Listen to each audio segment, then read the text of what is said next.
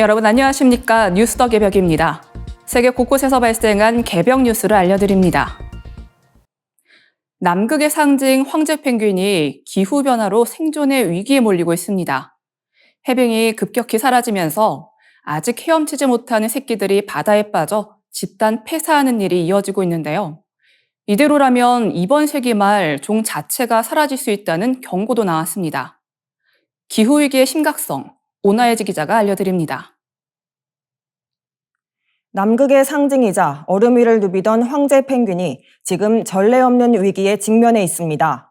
최근 연구 결과에 따르면 바다 위에서 빠르게 헤엄치던 펭귄들이 오히려 물에 빠져 죽는 역설적인 참사가 반복되고 있습니다. 이는 펭귄들이 수영 실력이 부족해서가 아니라 육지처럼 올라가실 수 있는 얼음, 즉 해빙이 기후변화로 인해 급격히 사라지고 있기 때문입니다. 특히 아직 헤엄을 칠 수 없는 새끼 펭귄들의 피해가 막심합니다. 황제 펭귄은 단단한 해빙 위에 알을 낳고 새끼를 키우는데 이 과정에 약 9개월의 시간이 소요됩니다. 하지만 해수면 온도가 치솟으며 해빙이 예정보다 훨씬 일찍 무너져 내리고 있습니다. 태어난 지 몇 개월 되지 않은 새끼 펭귄들은 방수 기능이 없는 보송보송한 솜털 상태입니다.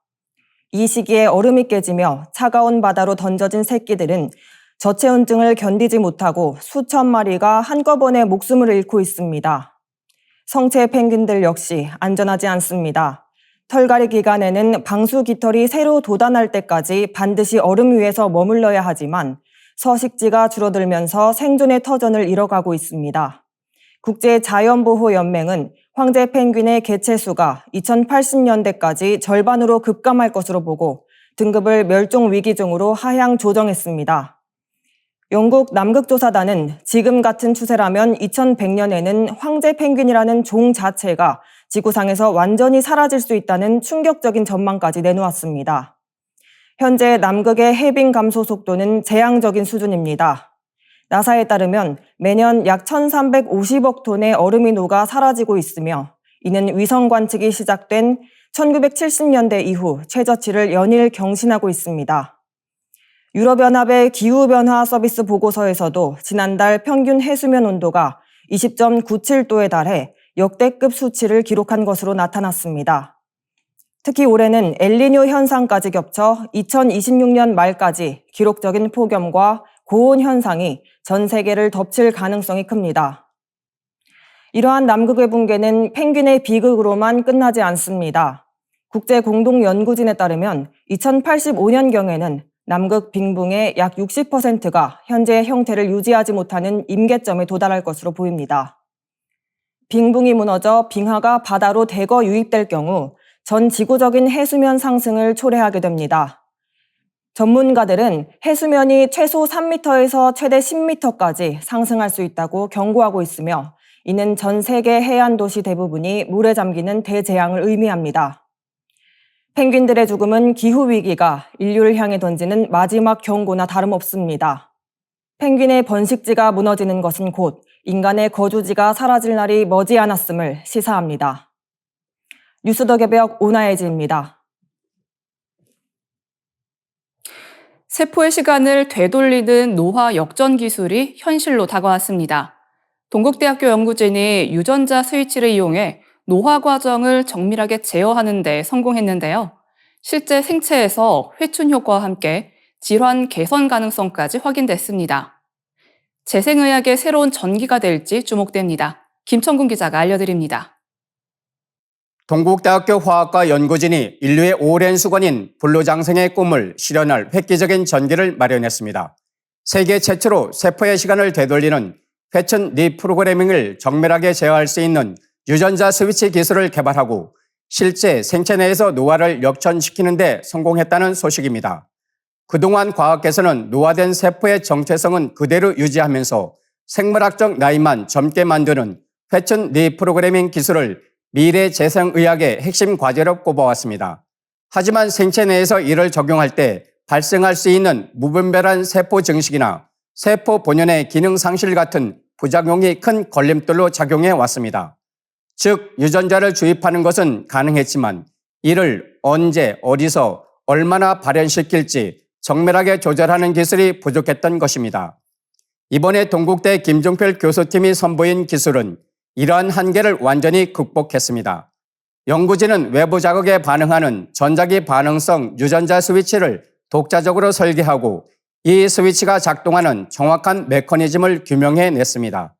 이 시스템을 활용하면 환자의 상태와 필요에 따라 회친 인자의 발현을 시공간적으로 정밀하게 조절할 수 있습니다. 결과적으로 안정성 문제를 원천적으로 차단하면서도 노화 역전의 효과를 극대화할 수 있게 된 것입니다. 연구팀은 이번 기술의 효용성을 입증하기 위해 노화 제어뿐만 아니라 알츠하이머병과 우울증 질환 모델에도 적용했습니다. 그 결과 유전자 제어 기술이 퇴행성 질환 치료에도 탁월한 효과가 있음을 확인하며 차세대 맞춤형 유전자 치료의 실현 가능성을 제시했습니다.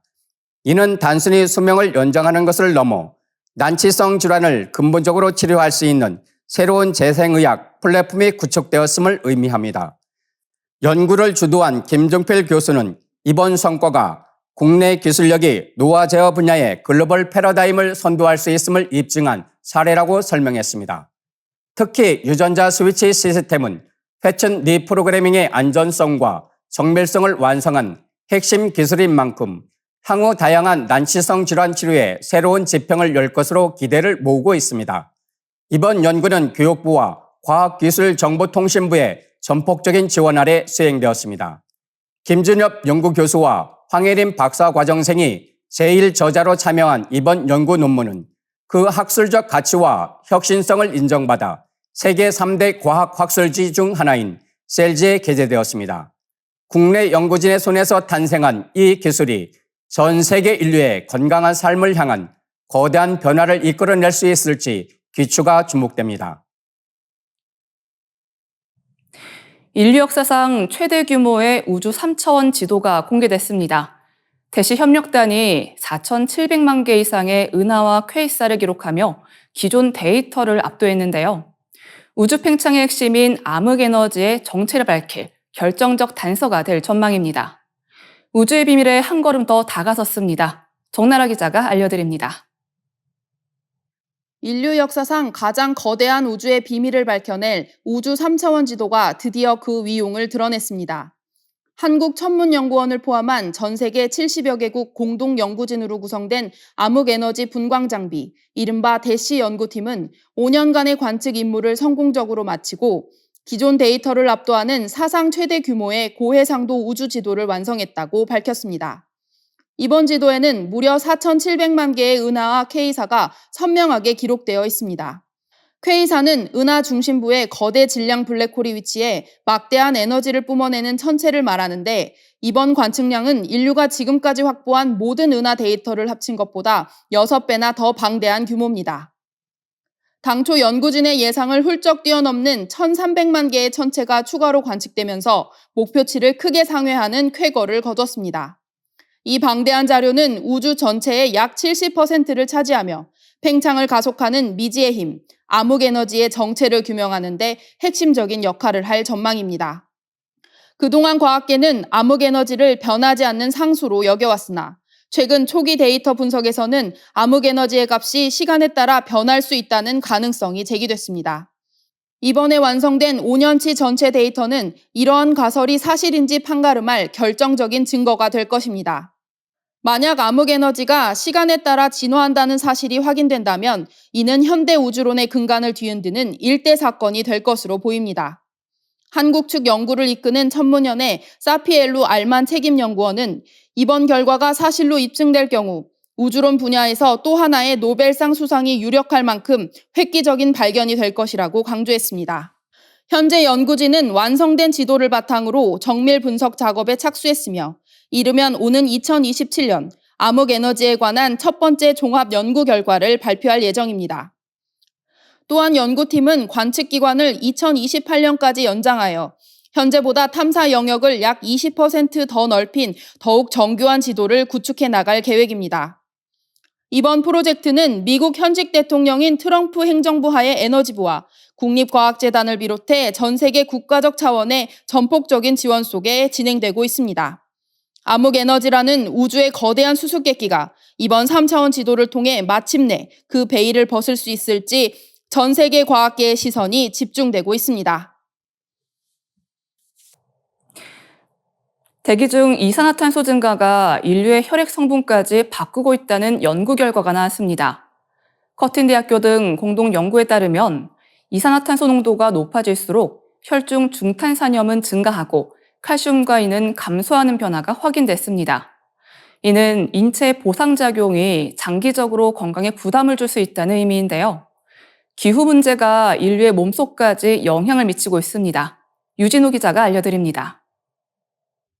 대기 중 이산화탄소 농도 증가가 단순히 지구의 온도를 높이는 것을 넘어 인류의 혈액 성분까지 바꾸고 있다는 충격적인 연구 결과가 나왔습니다. 가랑비에 옷 젖듯 우리 몸속에 스며든 온실가스가 인체의 생리조절 능력을 한계치로 몰아넣고 있다는 분석입니다. 오스트레일리아 커틴대와 오스트레일리아 국립대 공동연구진은 최근 국제학술지 대기질 대기 건강을 통해 미국 국민건강영양조사 데이터를 정밀 분석한 결과를 발표했습니다.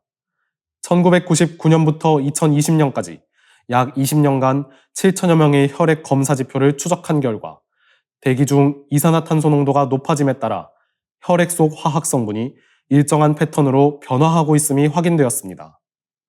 가장 눈에 띄는 변화는 중탄산염 수치의 상승입니다. 조사 기간 중 대기 이산화탄소 농도가 연평균 0.5% 증가하는 동안 혈중 중탄산염 수치 역시 연평균 0.34%씩 가파르게 상승했습니다. 결과적으로 20년 사이 중탄산염 농도는 약 7%나 높아진 반면 인체에 필수적인 칼슘과 인 수치는 각각 2%와 7%씩 감소한 것으로 나타났습니다. 이러한 현상이 발생하는 이유는 우리 몸의 정교한 방어 기전 때문입니다. 우리가 호흡을 통해 들이마신 이산화탄소는 혈액 속에서 물과 반응해 중탄산염으로 변하며 혈액을 산성화시킵니다. 이때 우리 몸은 산성화를 막기 위해 신장에서 중탄산염을 추가로 만들어내 산성도를 중화하는 이른바 보상기전을 작동시킵니다. 이 과정에서 중탄산염은 몸을 보호하는 역할을 하지만 칼슘과 인은 수소이온과 결합해 소변으로 배출되면서 체내 수치가 떨어지게 되는 것입니다. 문제는 이러한 비정상적인 보상작용이 장기간 지속될 경우 인체가 감당할 수 있는 임계점에 도달한다는 점입니다.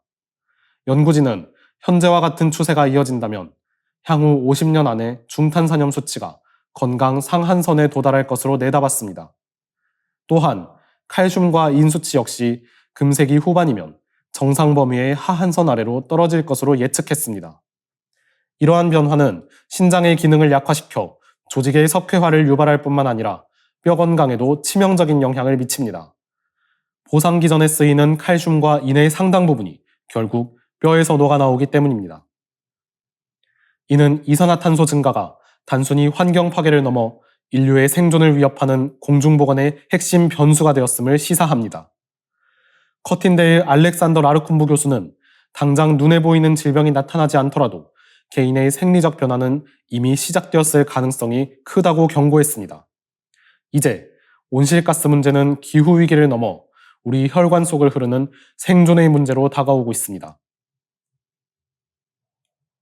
전 세계 곳곳에서 지진과 화산 활동이 잇따르며 긴장감이 높아지고 있습니다. 미국 네바다주 강진에 이어 남태평양, 일본까지 지각 변동이 이어지고 있는데요. 특히 사쿠라지마 화산이 재분화하며 항공기 운항까지 차질을 빚고 있습니다. 연쇄적인 자연재해 가능성이 주목됩니다. 김기정 기자가 전합니다. 지구촌 곳곳에서 지각 변동에 따른 자연재해가 잇따르며 긴장감이 고조되고 있습니다. 미국 서부에서는 강력한 지진이 발생해 인접주까지 흔들렸고 남태평양과 일본에서도 지각 활동이 포착되었습니다. 4월 13일 저녁 6시 29분쯤 미국 네바다주 서부 지역에서 규모 5.7의 강진이 발생했습니다. 연방지질조사국에 따르면 이번 지진은 실버 스프링스에서 남동쪽으로 약 11마일 떨어진 지점에서 시작됐으며 진원의 깊이는 약 6마일로 측정되었습니다. 초기에는 규모 5.5로 발표되었으나 정밀 분석 결과 규모 5.7로 상향 조정되었습니다. 진앙인 실버 스프링스 인근 식료품점에서는 진열된 물건들이 바닥으로 쏟아졌고 진동은 네바다주를 넘어 캘리포니아 북부 베이 지역과 레이크 타호 등 수백 마일 떨어진 곳까지 감지되었습니다. 특히 지진 발생 이후 24차례가 넘는 여진이 이어지며 주민들은 불안한 밤을 보내야 했습니다. 지각 활동은 남태평양에서도 확인되었습니다. 4월 12일 남태평양 솔로몬 제도 인근 해역에서 규모 5.0의 지진이 발생했다고 독일 지구과학 연구센터가 발표했습니다. 진앙의 깊이는 약 10km로 비교적 얕은 편이었습니다. 해당 지역은 이른바 불의 고리로 불리는 환태평양 조산대에 속해 있어 추가적인 지각 변동 가능성에 대해 국제사회의 모니터링이 계속되고 있습니다. 이웃나라 일본에서는 화산 활동이 거세지고 있습니다. 가고시마현에 위치한 사쿠라지마 화산이 지난 9일 43일간의 침묵을 깨고 다시 분화하기 시작했습니다. 4월 13일 새벽에는 짙은 연기와 함께 붉은 용암이 흘러내리는 모습이 포착되었으며 화산재 기둥 사이로 화산 번개가 치는 등 긴박한 상황이 연출되었습니다. 특히 지난 주말인 11일에는 화산재가 해발 3,400m 높이까지 치솟으며 일대 항공기 운항이 중단되고 도로가 폐쇄되는 등 큰 혼란이 빚어졌습니다. 일본 기상청은 가고시마 해저 칼데라에 마그마가 장기적으로 축적되어 있고 화산가스 방출량도 많은 상태라며 앞으로도 이 같은 분화 활동이 지속될 것으로 내다봤습니다. 인근 주민과 여행객들에게는 안전경고가 발령되었으며 화산 활동이 언제까지 이어질지 예측하기 어려운 만큼 철저한 대비가 필요한 시점입니다. 현대인의 필수품으로 자리 잡은 생수가 실제로는 죽은 물에 불과하며 인체와 환경에 심각한 위협이 되고 있다는 충격적인 지적이 제기되었습니다. 최재천 이화여대 명예교수는 최근 자신의 채널을 통해 전 세계적으로 거대하게 형성된 생수 산업을 정면으로 비판했습니다. 최 교수는 우선 생수라는 명칭 자체가 심각한 왜곡이라고 주장했습니다. 살아있는 물이라는 뜻과 달리 실제 병에 담긴 물은 취수원에서 소비자에게 전달되기까지 최소 수개월 동안 고여있는 상태로 유통되기 때문입니다. 최 교수는 흐르지 않고 갇혀있는 물은 생물학적으로 변질될 수밖에 없으며 이를 두고 살아있다고 표현하는 것은 마케팅이 만들어낸 허상이라고 지적했습니다. 특히 이번 비판에서 가장 주목받는 대목은 미세 플라스틱 문제입니다. 최 교수는 10수년 전부터 병입생수의 위험성을 경고해왔는데 최근 과학적 연구 결과들이 이를 뒷받침하고 있습니다. 미국 오하이오 주립대학교의 연구 결과에 따르면 페트병에 담긴 생수에서 검출된 미세 플라스틱은 수돗물보다 평균 3배나 많았습니다. 국내 연구에서도 생수 속 미세 플라스틱 함유량이 수돗물에 비해 무려 11배나 높게 나타났습니다. 이는 플라스틱 용기가 유통되는 과정에서 태양광이나 열에 노출되며 미세하게 분해되어 물속으로 유입되기 때문입니다. 최 교수는 생수 소비가 일종의 현대판 봉익임 선달 사업에 속고 있는 것이라고 강하게 비판했습니다. 공공재인 물을 기업들이 사유화해 비싼 가격에 판매하는 구조 자체가 모순이라는 설명입니다. 그는 슬로베니아처럼 물을 사고 팔 수 없는 공공재로 헌법에 명시한 사례를 언급하며 국가가 책임지고 깨끗한 물을 공급하는 것이 진정한 복지라고 강조했습니다. 실제로 한국의 수돗물 관리 체계는 전 세계적으로 최고 수준에 도달해 있습니다. 최 교수가 진행한 블라인드 테스트에서도 참가자들은 생수보다 수돗물을 더 맛있는 물로 꼽았습니다. 막연한 불안감 때문에 비싼 비용을 지불하며 미세 플라스틱이 가득한 죽은 물을 마시는 대신 철저하게 관리되는 수돗물을 신뢰해야 한다는 목소리가 커지고 있습니다. 결국 생수 산업은 환경오염의 주범인 플라스틱 쓰레기를 양산할 뿐만 아니라 인류의 건강까지 위협하고 있다는 분석입니다.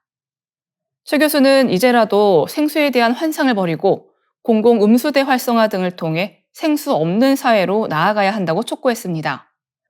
무심코 집어든 생수 한 병이 우리의 몸과 지구 생태계를 병들게 하고 있지는 않은지 생수 소비 문화에 대한 근본적인 성찰이 필요한 시점입니다. 최근 중동 정쟁의 포화 속에서 유럽 경제의 심장부인 프랑스와 독일이 심상치 않은 움직임을 보이고 있습니다. 미국 뉴욕의 연준 지하 창고에 보관해왔던 국가자산, 즉 금을 둘러싼 대이동이 시작된 겁니다. 프랑스 중앙은행은 최근 미국에 맡겨두었던 금 129톤을 전량 매각했습니다. 워낙 막대한 양이라 지난해 7월부터 올해 1월까지 반년에 걸쳐 은밀하고도 신속하게 처분했습니다. 프랑스는 이 금을 판 자금으로 유럽에서 다시 금을 사들여 파리 루브르 박물관 옆 지하 저장고에 옮겨 심었습니다. 이로써 프랑스 본국에 보관된 금은 총 2,437톤에 달하게 됐습니다. 단순한 자산 이동으로 볼 수도 있지만 국제 정세 흐름을 보면 이야기는 달라집니다. 현재 미국의 트럼프 대통령은 집권 이후 관세 전쟁을 시작으로 나토 동맹 해체 위협까지 가하며 유럽을 강하게 압박하고 있습니다. 특히 이번 중동 전쟁에서 유럽 국가들이 미국의 참전 요구와 기지 사용 협조를 거부하자 트럼프 대통령은 연일 유럽을 향해 거친 비난을 쏟아내고 있습니다. 이런 상황에서 프랑스가 미국 내 자산을 모두 회수한 것은 결국 미국을 더 이상 믿지 못하겠다는 강력한 불신의 표시로 해석됩니다. 트럼프 대통령이 러시아의 자산을 동결했듯 언제든 유럽의 자산에도 손을 댈 수 있다는 우려가 작용한 것입니다. 프랑스 중앙은행은 재련 비용 절감을 위한 경제적 결정일 뿐 정치적 고려는 없었다며 선을 긋고 있지만 트럼프 대통령의 노골적인 조롱을 받는 상황에서 이 말을 고지곳대로 믿는 이는 많지 않습니다. 이 여파는 즉각 이웃나라 독일로 번지고 있습니다. 독일은 미국의 프랑스보다 10배나 많은 1,236톤의 금을 맡기고 있는 최대 예치국입니다. 가치로 따지면 300조 원에 육박합니다.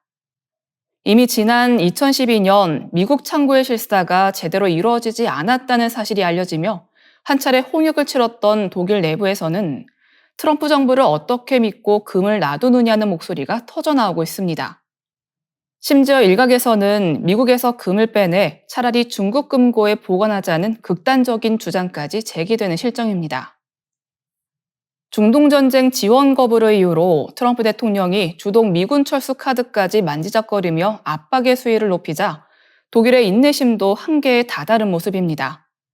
미국의 입장에서 이러한 금 탈출 행렬은 달러 패권의 붕괴를 의미합니다. 세계 각국이 미국 금고를 비우기 시작하면 달러 가치는 하락할 수밖에 없고 이는 미국의 금융 지배력에 치명타가 됩니다. 참고로 우리나라는 약 100톤의 금을 전량 영국 영란은행에 보관하고 있어 이번 미국발 논란에서는 한 발 비껴나 있습니다. 하지만 트럼프 대통령의 자국 우선주의와 중동 전쟁이 맞물리면서 가장 안전한 금고로 불리던 미국에 대한 신뢰는 급격히 얼어붙고 있습니다. 각자 도생의 길을 선택한 유럽의 금 귀환 행렬은 앞으로 더욱 가속화될 전망입니다. 추진제 없이 우주선을 움직일 수 있는 혁신적인 기술이 개발돼 전 세계 과학계에 이목이 쏠리고 있습니다. 유럽 우주국은 최근 그래핀 소재를 활용해 별도의 연료 소모 없이 물체를 이동시키는 데 성공했다고 발표했습니다. 이번 연구 결과는 국제학술지인 어드밴스드 사이언스에 게재되며 그 기술적 가치를 인정받았습니다.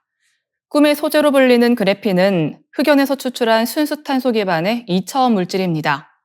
가볍고 유연하면서도 강철보다 수백 배 강한 강도를 가지고 있어 그동안 다양한 산업 분야에서 차세대 핵심 소재로 주목받아 왔습니다.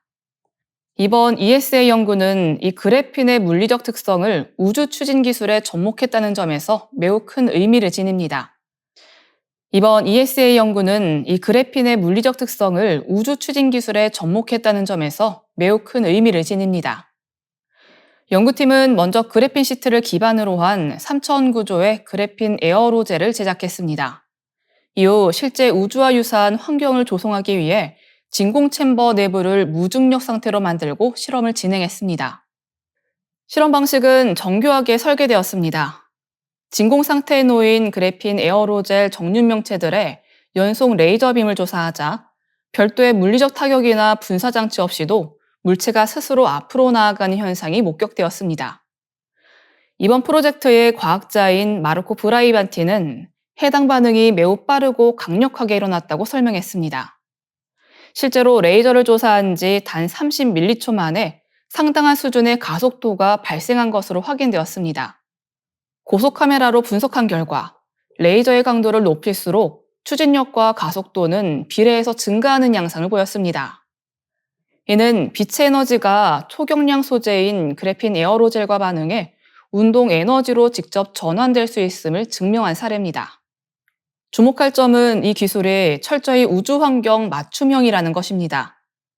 연구 결과에 따르면 이 추진 방식은 지구와 같은 중력 환경에서는 거의 작동하지 않았습니다.